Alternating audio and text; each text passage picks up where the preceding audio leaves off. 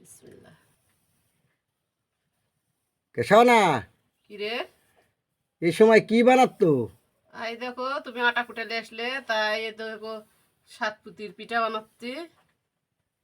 সাত পিঠে পিঠা বানাতো? হয় এই আটা কুটে লেখা দিছি তাই? হয়। আরে কি সদের পিঠা হয় রে! নিজের বাড়ির আটা মাটির চুলাত মাটির খোলা দিয়ে এ, বানালে যাত্রা সদের পিঠা হয় না রে। হয়, থামো তুলি তখন আবার দেখা হচ্ছে। এই দেখো দেখো হয়ে গেল পিঠা। এবার ফুলে কি সুন্দর হচ্ছে। সাত পিঠে পিঠা ফুলে। পিঠার সাথে কি আন দিছো? গুস্ত, আজকে তোমার জন্য গুস্ত রান্ধিছি, তুমি আটা কুটালে আসলে, ওই জন্য তো গুস্ত রান্ধিছি। আর এই দেখো এই পিঠা।